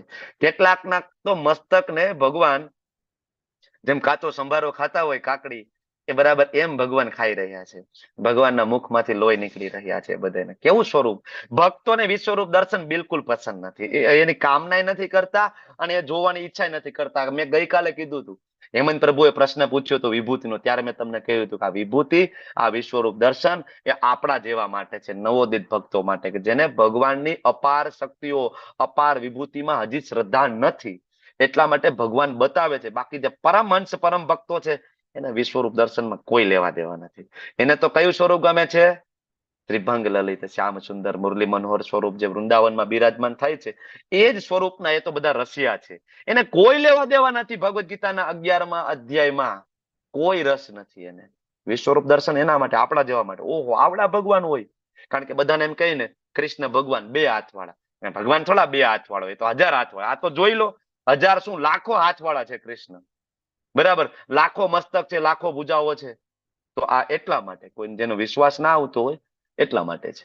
ઓકે, તો આગળ કહે છે, જેવી રીતે નદીઓના નીર સમુદ્રમાં પ્રવેશ કરે છે, તેવી જ રીતે આ સર્વ મહાન યોદ્ધાઓ પણ આપણા મુખમાં, તમારા મુખમાં પ્રવેશ કરે છે. બધા એક પછી એક જાય છે. ફુદા, આ ઉદાહરણ આપી રહ્યા છે અર્જુન. ફુદા, જે આગના ફુદા હોય એને બહુ ગમે. આગ બહુ ગમે. તમને ચોમાસામાં જોવા મળે. જેવી લાઈટો ચાલુ થાય ને, જીવડા આજુબાજુમાં, બરાબર, એવા ઉડતા મકોડા આજુબાજુમાં આટા મારવા માંડે. લાઈટ બહુ ગમે, બરાબર. અને એમ કરતા કરતા લાઈટ ઉપર બેસી જાય છેલ્લે. અને સવારે તમે જોવો ને તો લાઈટ ઉપર કેટલાય ચોટેલા હોય, મરી ગયા હોય ગરમીના કારણે, અને કેટલાય ગરમીના કારણે નીચે મરી ગયેલા પડ્યા હોય. સવારમાં તમે જોવા જાવ તો આવી રીતના સળગતા અગ્નિમાં જે કૂદે છે ફુદાઓ, એવી જ રીતે આ બધા લોકો પૂરા વેગથી તમારા મુખમાં પ્રવેશ કરે છે. ત્યારે પૂર્ણ પુરુષોત્તમ ને અર્જુન વચ્ચે પૂછે છે કે ભગવાન આ સ્વરૂપ કયું? આવું સ્વરૂપ તો મેં ક્યારેય નથી જોયું. ત્યારે ભગવાન કહે છે, અર્જુન સાંભળ, હું સર્વ વિશ્વનો મહાવિનાશ કરનારો કાળ છું. કાલોના પણ કાલ, મહાકાલ. એટલે ભગવાન કે હું મહાકાળ છું અને હું અહીં બધા માણસોનો નાશ કરવા આવ્યો છું. તમારા સિવાય બંને પક્ષના તમામ યોદ્ધાઓ વિનાશ પામશે. ગણ્યા ગાંઠિયા, બરાબર મહાભારતના યુદ્ધમાંથી બચ્યા હતા, જેના ઉપર ભગવાનની કૃપાથી, બાકી બધાનો વિનાશ કમ્પ્લીટલી. બરાબર. માટે અર્જુન તને ચિંતા હોય કે હું ભીષ્મને કેમ મારીશ, દ્રોણને કેમ મારીશ, મને બહુ દયા આવે છે, તો અર્જુન તું નહીં મારે તો તને શું લાગે, બધા બચી ગયેલા છે. આ બધા તો એ જ દિવસે આ બધાનો વધ થઈ ગયો હતો કે જે દિવસે ભરી સભામાં એને મારા પ્રિય ભક્ત દ્રૌપદીનું વસ્ત્ર હરણ કરવાની ઈચ્છા ખાલી પ્રગટ કરી હતી, અને વસ્ત્ર હરણ કરવાની કોશિશ કરીને આ બધા જયારે મૌન બેઠા હતા ને, એ જ દિવસે આ બધાનો વધ થઈ ગયો. એ ભીષ્મ હોય કે દ્રોણ હોય કે ગુરુ ગમે તે હોય, બધાનો એ જ દિવસે વધ થઈ ગયો. તને શું લાગે, તું નહીં મારે તો આ બધા બચી જશે? ભગવાન કે ઉભો થા, આ બધાનો વધ થઈ ગયો છે. બરાબર. તસ્માદ ઉત્તિષ્ઠ યશો લભશો, ઉભો થા, તારે તો ખાલી યશ પ્રાપ્ત કરવાનો છે. આગળ જતા બધી પેઢીઓ તને યાદ કરશે, ગાંડીવધારી અર્જુન હતો કે જે લડ્યો હતો મહાભારતના યુદ્ધમાં, એકલા હાથે કેટલા બધાને પરાસ્ત કર્યા હતા. તને યશ પ્રાપ્ત થાય એટલા માટે અમારી યોજના છે, કારણ કે મારે મારા ભક્તને ગ્લોરીફાઈ કરવો છે. હું ધારું તો એક ક્ષણમાં મહાભારતનું યુદ્ધ અહીંયા સમાપ્ત કરી શકું છું. હું ધારું તો મહાભારતના યુદ્ધ ભૂમિ ઉપર આવવાની જરૂર જ નહોતી. હું ત્યાં દ્વારકામાં બેઠા બેઠા ખાલી વિચારું તો પણ હસ્તિનાપુરનો નાશ કરી શકું છું. આવવાની જરૂર નથી, તમને ભેગા કરવાની જરૂર નથી. પણ મારે તને ગ્લોરીફાઈ કરવો છે, મારે પાંડવોને ગ્લોરીફાઈ કરવા છે. ભગવાન એના ભક્તોની વારે કેવી રીતના આવે છે મારે બતાવવું છે. ઉભો થા, યશ પ્રાપ્ત કર. આ બધી યોજના છે ને આ બધા મૃત્યુ પામેલા છે. હે સવ્યસાચી, સવ્યસાચી એટલે બંને હાથે જે તીર ચલાવી શકે, એ બંગાળમાં નામ ફેમસ છે. હે સવ્યસાચી, ઉભો થા. નિમિત્ત માત્ર, તો શું તમે લોકો ભગવાનના હાથમાં નિમિત્ત માત્ર બનવા માંગો છો? ભગવાનનું ઇન્સ્ટ્રુમેન્ટ બનવા માંગો છો? યોજના ભગવાનની જ છે. આ ક્લાસ ચાલી રહ્યા છે, તમને બધાના જ્ઞાન મળી રહ્યું છે. શું લાગે છે આ મેનેજમેન્ટ કોણ કરી રહ્યું છે? બરાબર. શું લાગે કોણ લઈ આવ્યું? બધાને પકડી પકડીને ટીચર લાવ્યા છે, કેટલા બધા વોલેન્ટિયર, કેટલા બધા બીજી લોકો છે, બધાને પકડી પકડીને ક્લાસ લેવા બેઠાડી દીધા છે. કેટલા બધા બીજી બરાબર એન્જિનિયરો છે, ડોક્ટરો છે, મેડિકલ ફિલ્ડના લોકો છે, કેટલા બધા ટીચર છે, કેટલી ગૃહિણીઓ છે, કેટલા બિઝનેસમેન છે. આ બધા બહુ બિઝી હતા 8 થી 4 વર્ષ, 5 વર્ષ, 10 વર્ષ પહેલા. બધાને પકડી પકડીને તમારી સામે મૂકી દીધા છે. ચાલો ક્લાસ લો, ચાલો કોર્સની સર્વિસ આપો, ચાલો એડમિનની સર્વિસ આપો, ચાલો ટ્રાન્સલેશન કરો, ચાલો મેસેજ મોકલાવવાની સર્વિસ આપો. કોણ આ લાવ્યું પકડી પકડીને બધાને? તમારા માટે. બરાબર. ભગવાનની યોજના છે. આપણે બધા માત્ર ઇન્સ્ટ્રુમેન્ટ છીએ, નિમિત્ત માત્ર ભવ સવ્યસાચી. તમે લોકો પણ ભગવાનને કઈ રીતના એના હાથનું ઇન્સ્ટ્રુમેન્ટ બની શકો, ચેટ બોક્સમાં ટાઈપ કરો કે યસ હું આવું કરીને કૃષ્ણની સેવા કરી શકું, આ કરીને હું ભગવાનના હાથનું ઇન્સ્ટ્રુમેન્ટ બની શકું. કઈ સેવા કરવાથી તમે કૃષ્ણને પ્રસન્ન કરી શકો, તમે ચેટ બોક્સમાં લખો, હું આગળ વધું છું. તમે કેવી રીતના કૃષ્ણના હાથનું સાધન બની શકો. દ્રોણ, ભીષ્મ, જયદ્રથ, કર્ણ મહાન યોદ્ધાઓ પહેલાથી જ મારા વડે હણાઈ ચૂક્યા છે. વધકર, ચિંતા ના કરીશ. યુદ્ધનું રિઝલ્ટ ડિક્લેર કરી દીધું અગાઉ જ ભગવાને. ત્યારે સંજય ધૃતરાષ્ટ્રને કીધું, એ રાજા પૂર્ણ પુરુષોત્તમ પરમેશ્વરના મુખેથી આ વચનો સાંભળ્યા પછી ધ્રુજી રહેલા અર્જુને નમસ્કાર કરી અને ડરતા ડરતા ભગવાનને હવે કીધું છે. સંજય ફરીથી અર્જુનનો ભાવ કે છે. શું કે છે? હવે અર્જુન કે છે, ઋષિકેશ, આપના નામના ખાલી શ્રવણ કોઈ કરે ને, તમારા નામનું શ્રવણ આખું જગત હર્ષ પામે. એ રીતે પ્રત્યેક વ્યક્તિ આપના પ્રત્યે અનુરક્ત થાય છે. સિદ્ધ પુરુષો તમને નમસ્કાર કરે છે, પરંતુ અસુરો ભયભીત થાય છે અને ભાગે છે. અસુરો તો ભાગે, યોગ્ય જ થયું. અર્જુન કે આ બરાબર છે, તમારા નામથી આખું જગત હર્ષ પામે પણ અસુરો ભાગે. આની ટ્રાય કરવી હોય તો કરજો. તમારી જ્યાં કિટી પાર્ટી હોય, તમારા ઓટલા પરિષદ હોય, તમારા મિત્રો હોય, બરાબર, જ્યાં મળતા હોય, બરાબર, રોજ કઈ ને કઈ ચર્ચા થતી હશે, ક્રિકેટની, શેર બજારની, આની તેની, બરાબર. એક દિવસ ત્યાં જઈને એને કેવું કે આજે આપણે બીજી કોઈ ચર્ચા નહીં, પણ હું તમારા બધા માટે એક માળા લાવી છું કે લાવ્યો છું. આજ આપણે બસ 15 મિનિટ માળા કરીશું, પછી તમે કયો એ ચર્ચા કરીશું. ટ્રાય કરી જુઓ એકવાર. માળા બધાના હાથમાં આપો અને તમે આંખ બંધ કરીને માળા કરવાની ચાલુ કરશો. હરે કૃષ્ણ, કૃષ્ણ કૃષ્ણ હરે હરે, હરે રામ, રામ રામ હરે હરે. અને 7 મિનિટ આંખ બંધ કરીને તમે 7 મિનિટે ખોલશો, આજુબાજુ કોઈ નહીં હોય, તમે એકલા બેઠા હશો. ગયા ક્યાં બધા? મારે ઘરે કામ છે, આજે મને પેટમાં દુખે છે, આજ મને મજા નથી. આ ચાલુ થશે. ભૂત પિશાચ નિકટ નહીં આવે, મહાવીર જબ નામ સુનાવે. બરાબર. મહાવીર, ઓરિજિનલ મહાવીર કોણ છે? બરાબર. ભગવાન હનુમાનજી મહારાજના પ્રિય કોણ? પ્રભુ રામચંદ્રજી. રામનું નામ લેવાય. અસુરોને ના જ ગમે, એમાં કોઈ શંકા નથી. અમે ઘણી વખત ક્લાસ લેવા જતા હોઈએ, બરાબર, અમે એમ કઈ બોલો હરે કૃષ્ણ, આમ બેઠા હોય ઘણા. આમ આપણે એમ કે બોલો હરે કૃષ્ણ, બે હાથ ઊંચા કરીને આમ બેઠા હોય. મોઢું ચડાવીને. એ નો જ બોલે, તમે ગમે એટલી વાર કહો તો એના મોઢામાંથી રામ નીકળે જ નહીં. બરાબર, એના માટે સુકૃતિઓ જોઈએ, એના માટે થોડાક તો પુણ્ય કર્મનો ઉદય થયો હોય તો રામ બોલાય. ટ્રાય કરજો, કેટલાય લોકો એવા છે, આપણે એમ કહેશું હરે કૃષ્ણ, આમ કરીને જાશે, તમારી સામે હરે કૃષ્ણ નહીં બોલે, બરાબર, ભાગે. ભગવાન કહે યોગ્ય થયું. અર્જુન કે બરાબર છે. એ મહાત્મા બ્રહ્માથી પણ શ્રેષ્ઠ આપ આદ્ય દ્રષ્ટા, બ્રહ્માંડનું સર્જન કરનારા પણ તમે, એટલે તમે આદ્ય દ્રષ્ટા. તો પછી તમને શું કામ એ નમન ના કરે બ્રહ્માજી? હે અનંત, હે દેવેશ, હે જગન નિવાસ, આપ જ પરમ અવિનાશી, સ્ત્રોત સર્વ કારણોના કારણ, ભૌતિક જગતથી તમે પરે છો, તમારા ભૌતિક જગત અરે કઈ લેવા દેવા નથી. આપ આદ્ય પરમેશ્વર, સનાતન પુરુષ, દ્રશ્ય જગતના અંતિમ આશ્રય સ્થાન. મેં આગળ સમજાવ્યું તમને. સર્વજ્ઞ, તમે બધું જાણો છો, સર્વજ્ઞેય, બધું જાણીને ગોલ તમે, અને આપ જ પરમ આશ્રય સ્થાન, ભૌતિક ગુણોથી પરે, હે અનંત રૂપ, સંપૂર્ણ દ્રશ્ય જગત આપના દ્વારા વ્યાપ્ત છે, કૃષ્ણ દ્વારા વ્યાપ્ત છે. ત્યારે અર્જુન હવે માફી માંગે છે, બરાબર, કારણ કે બે મામા ફઈના ભાઈઓ હતા, પાકા ભાઈબંધ પણ હતા. તો ક્યારેક કૃષ્ણ વેકેશનમાં જતા અને ત્યાં અર્જુનને ત્યાં ક્યારેક અર્જુન વેકેશન કરવા જતા મળતા, ધીંગા મસ્તી કરતા, એકાબીજાની કહેવાય ને કે મસ્તી કરતા, બરાબર, આ બધું ચાલતું. તો હવે મિત્રોમાં તો ગમે તે કહી શકાય, એમાં કઈ પછી એમાં કઈ નિયમો નથી હોતા, બરાબર. બે મિત્ર મળે તો બરાબર.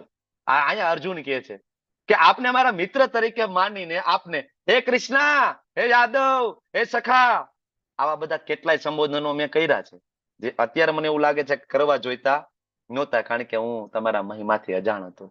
મૂર્ખામીથી પ્રેમવશ જે કઈ કર્યું હોય મને ક્ષમા કરજો ભગવાન. ક્યારેક વિનોદમાં, ક્યારેક આપણે સાથે સૂતા હતા ત્યારે અર્જુન કેટલા ભાગ્યશાળી છે, વિચાર તો કરો. ભગવાન સાથે ક્યારેક સૂતા હોય ત્યારે, ક્યારેક બેઠા હોય ત્યારે, બરાબર, ક્યારેક જમતી વખતે, અરે ક્યારેક તો એવું થયું છે કે એકલા હોય અને ક્યારેક તો ઘણા બધા અમે મિત્રો ભેગા થઈને તમને કોર્નર કરી અને તમારી મસ્તી કરી છે બધાની વચ્ચે.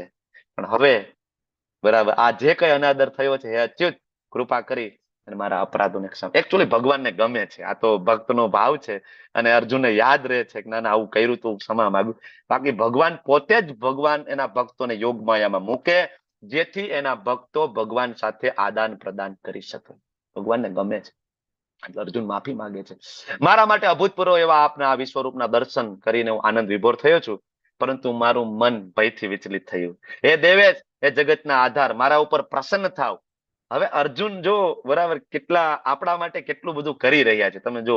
એને વિશ્વરૂપનું વિનંતી કરી દીધી, ભલે પોતે ભયભીત થયા ને તો પણ ભગવાને કીધું બતાવો, બરાબર, કારણ કે મારે તો પ્રચાર કરવો. હવે કોઈને એવો પ્રશ્ન થાય કે કૃષ્ણમાંથી વિષ્ણુ આવે કે વિષ્ણુમાંથી કૃષ્ણ આવે, આ જળહળતો પ્રશ્ન છે, બરાબર, જળહળતો પ્રશ્ન. તો આ 45 થી લઈને જે આગળના શ્લોક છે એ બરાબર ધ્યાનપૂર્વક સાંભળજો અને સમજજો, તો આ ડાઉટ તમારો ક્લિયર થઈ જાય. અહીંયા અર્જુન એમ કહે છે કૃષ્ણને, બરાબર, કે હવે મારા ઉપર તમે પ્રસન્ન થાવ અને તમારું પુરુષોત્તમ પરમેશ્વર રૂપ વાળું ભગવત સ્વરૂપનો મને પુનઃદર્શન આપો. કોઈને એમ થાય કે આ પુરુષોત્તમ પરમેશ્વર વાળું સ્વરૂપ કયું, બરાબર, એટલે અર્જુન આગળ વધારે ક્લેરિફાય કરે છે. કયું? તો કે એવી સ્વરૂપ 1000 ભુજાવાળા પ્રભુ, બરાબર, તમે મને એવું સ્વરૂપ બતાવો જે ચતુર્ભુજ છે, જેમાં મસ્તક ઉપર મુકુટ છે અને હાથમાં, બરાબર, ચારે ભુજામાં શંખ ચક્ર ગદા પદ્મ છે. આવું સ્વરૂપ કયું? ભગવાન વિષ્ણુ, ભગવાન નારાયણ, ભાઈ એ ચતુર્ભુજ છે ને.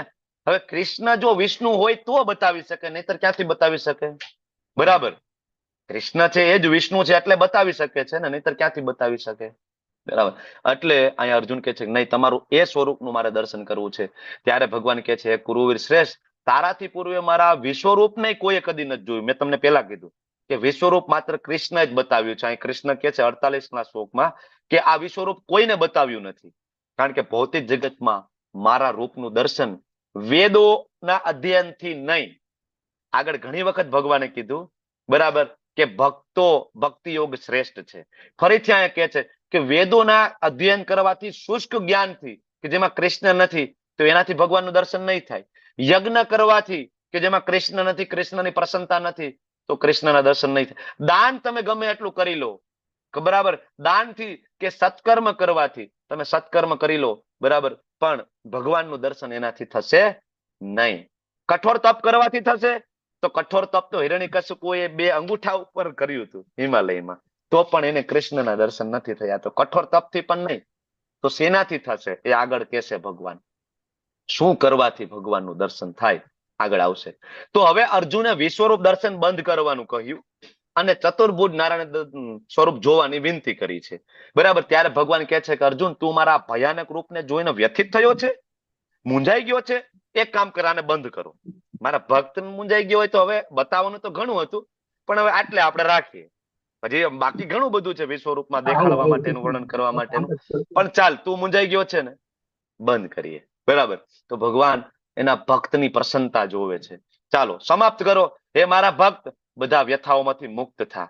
કૃષ્ણ ભક્ત છે, વ્યથામાંથી મુક્ત હોય, કારણ કે શું સાંભળતો હોય? કથા. વ્યથામાંથી દૂર થવું હોય તો શું સાંભળવી પડશે? કથા. શોકમાંથી બહાર નીકળવું હોય તો શેના શરણે જવું પડશે? શ્લોક. શોકમાંથી બહાર નીકળવું તો શ્લોકના શરણે જાવ, અને આ જગતની વ્યથામાંથી બહાર નીકળવું હોય તો કથાના શરણે જાવ. જેમ અહીંયા અર્જુન એમ કહે છે, ભગવાન કહે છે કે તું વ્યથામાંથી મુક્ત થા. હવે તું શાંત મનથી તને ગમતા મારા સ્વરૂપનું દર્શન કર. અર્જુને કીધું હતું મને ચતુર્ભુજ વાળું બતાવો એકવાર. અર્જુન ટ્રીક કરે છે એકચ્યુઅલી. બરાબર. ભગવાન કે હા વાંધો નહીં, તારી એ ઈચ્છા પૂરી કરી લઉં. ત્યારે સંજય ધૃતરાષ્ટ્રને કહે છે કે અર્જુને આ પ્રમાણે કહ્યું તો પૂર્ણ પુરુષોત્તમ ભગવાન શ્રી કૃષ્ણએ એનું સાચું ચતુર્ભુજ, સાચું એટલા માટે કે આ જગતમાં ભગવાન ચતુર્ભુજ સ્વરૂપે પ્રગટ થાય છે. જેમ કે આપણા હૃદયમાં છે એ ચતુર્ભુજ જ છે. ઓરિજિનલ જે સ્વરૂપ છે ગોલોકધામમાં છે, આ જગતમાં નથી આવતા ભગવાન. એ ખાલી કૃષ્ણ અવતાર સ્વરૂપે જ આવે છે, બાકી જનરલી ભગવાન આવતા નથી. તો આ જે ચતુર્ભુજ જે સ્વરૂપ છે એ બતાવ્યું ભગવાને. અને છેલ્લે હવે જો હવે વિશ્વરૂપ દર્શન પૂરું થઈ ગયું છે, યાદ રાખજો, અને ચતુર્ભુજ એ પણ પૂરું થઈ ગયું, અને છેવટે ભગવાને પોતાનું દ્વિભુજ રૂપ દર્શાવીને ભયત્રસ્ત અર્જુનને ઉત્સાહિત કર્યું. પેલું સ્વરૂપ કયું જોયું? વિશ્વરૂપ. પછી કયું? ચતુર્ભુજ. અને હવે ચતુર્ભુજ પણ પૂરું, અને હવે કયું સ્વરૂપ ભગવાન બતાવે છે? દ્વિભુજ શ્યામ સુંદર મુરલી મનોહર ત્રિભંગ લલિત સ્વરૂપ બતાવે છે અર્જુનને, અને અર્જુન ઉત્સાહિત. ત્યારે અર્જુન ભગવાનને કહે છે, બરાબર, જ્યારે અર્જુને ભગવાન કૃષ્ણના મૂળ રૂપમાં દર્શન થયું તો ભગવાને વિષ્ણુ સ્વરૂપ પણ બતાવ્યું અને વિરાટ સ્વરૂપ બતાવ્યું, પણ મૂળ રૂપમાં દર્શન થયું. અહીંયા લખ્યું છે તો મૂળ રૂપ કયું? આગળ કહેશે કે ત્યારે તેને કહ્યું, હે જનાર્દન, આપનું આ અત્યંત સુંદર મૂળ રૂપ કેવું છે? મનુષ્ય સમાન રૂપનું દર્શન. ચતુર્ભુજ છે, મનુષ્ય સમાન નથી, એમાં 4 હાથ છે. બરાબર. પણ શ્યામ સુંદર વૃંદાવન વાળા વ્રજેન્દ્ર નંદન જે છે એમાં 2 હાથ છે. યશોદાનંદન દેવકી નંદન એમાં 2 હાથ છે, આપણા જેવા છે. આ એનું ઓરિજિનલ મૂળ સ્વરૂપ છે, જે સ્વરૂપમાં ભગવાન ગોલોકધામમાં બિરાજે છે. વિષ્ણુ સ્વરૂપ તો પછી આ જગતનું નિર્માણ કર્યા પછી જરૂર પડી છે, આપણે ગોલોક ચાર્ટમાં ભણ્યા હતા. ઓકે.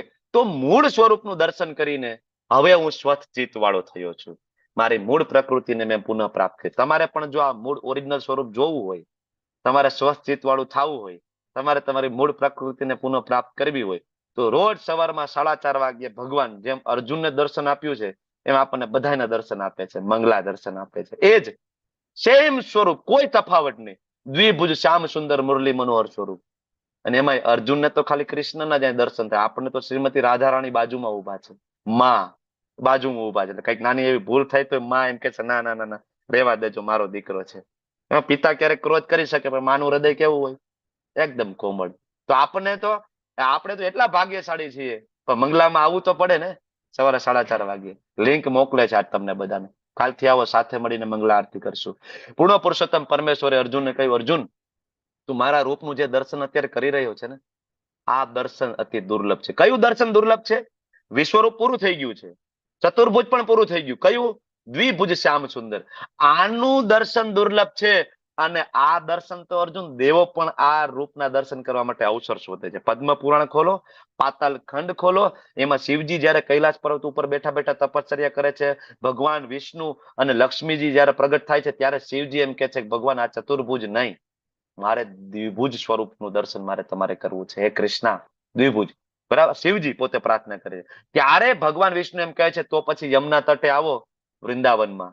બરાબર. ત્યારે શિવજી યમુના તટે વૃંદાવનમાં દર્શન કરવા જાય છે. ત્યારે ભગવાન દ્વિભુજ શ્યામ સુંદર શ્રીમતી રાધારાણી અને અષ્ટ સખીઓ સાથે શિવજીને દર્શન આપે છે. સુંદર સ્તુતિઓ છે પદ્મ પુરાણની અંદર. અને બીજું કેટલા બધા પ્રસંગો છે. બરાબર. શિવજી ભગવાન જયારે નાના હતા ને હજી તો ઘોડિયામાં રમતા હતા, શિવજી ગયા કે કૃષ્ણના દર્શન કરવા છે, કયા સ્વરૂપે જવું? સાધુ બનીને જાવ, જોગી બનીને કેવી રીતના જાવ? સંત બનીને જાવ, કેમ? સાધુ બનીને જાય છે. યશોદા માતાજી, બરાબર, અલખ નિરંજન યશોદા માતાજી આવે છે બધું લઈને, અરે હીરા મોતી જવેરાત ફળ ફ્રૂટ બધું એમને એમ કે કોઈ સાધુ આવ્યા છે ભિક્ષા માંગવા માટે, શિવજી કે છે કે ભાઈ ચપટી પ્રભુ તમે હે ખજાના કુબેર કા, કાંઈ ન જોઈ. તો કે તો જોઈશું, બસ મારા કૃષ્ણના દર્શન કરાવો, કાળિયા ઠાકરના દર્શન કરાવો માં. ત્યારે અંદર જાય છે ને પ્રદક્ષિણા કરીને દર્શન કરે છે. આ પ્રસંગ ઉપર તો ભજનો ગવાયા છે. આ ભજનો ગાઈ ગાઈને કેટલા કરોડપતિ બની ગયા છે. આ ભગવાનનો મહિમા છે. બરાબર. આ એક પ્રસંગ. બીજો પ્રસંગ, રાસલીલામાં એન્ટર થવું છે. રાસલીલામાં આવે છે ને સ્વયં શિવજી આવે છે. બરાબર કે ભાઈ રાસલીલામાં ગોપીઓ કે નહીં, અહીંયા નહીં, અહીંયા માત્ર ગોપીઓને એન્ટ્રી મળે રાસલીલામાં. તો કે શિવજી કે નહીં, કઈક વ્યવસ્થા કરો. શું કરું? કે મને રાસલીલામાં એન્ટ્રી મળે. એક કામ કરો, આ યમુના નદીમાં સ્નાન કરીને આવો. આ તમારો સાપ ને એ બધું થોડીક વાર સાઈડમાં મૂકી દો. બરાબર. યમુના નદીમાં સ્નાન કરીને આવે, સુંદર મજાનો શ્રૃંગાર કરે શિવજીને. આજે પણ વૃંદાવનમાં જાઓ, ગોપેશ્વર મહાદેવ છે મહાદેવ, શ્રૃંગાર થાય ગોપીઓનો. મોટા મોટા કેસ છે, સરસ મજાનું બિંદી, તમે જો. બરાબર. મહાદેવના પણ પ્રિય કૃષ્ણ, બરાબર, અંદર રાસલીલા કરવા માટે જાય છે. શિવજીના કૃષ્ણ જુદા બે, કારણ કે બધાના કૃષ્ણ જુદા જુદા હતા. બધી ગોપીઓ જોવે છે કે સાલું બધી ગોપીઓ નાજુક નમળી છે, અને આજે આ ગોપી એવી કઈ આવી છે જે હુષ્ટ પૃષ્ટ પડછંદ કાયા, બરાબર, આવી કોઈ ગોપી અમે જોઈ નથી, આટલી હાઈટ ને બોડી વાળી. અહીંયા તો શિવજી હતા. બધી ગોપીઓ ભેગી થઈને ઘેરી લે છે, કોણ છે તું? કારણ કે આવું ઘણી વાર થતું, અસુરો આવી જતા હતા. આની પેલા ઘણી વાર પ્લંબાસુર ને બધા આવ્યા હતા આ જ રીતના, રૂપ બદલાવે. એટલે ગોપીને એમ કે કોઈક અસુર લાગે છે, પકડો એ ગયા. ત્યારે ભગવાન કૃષ્ણ આવે છે, છોડી દો છોડી દો છોડી દો કે આ શિવજી છે કે પરમ ભક્ત છે. બરાબર. અને એ આપણી રાસલીલામાં આવ્યા, ત્યારે ગોપીઓ મૂક્યા.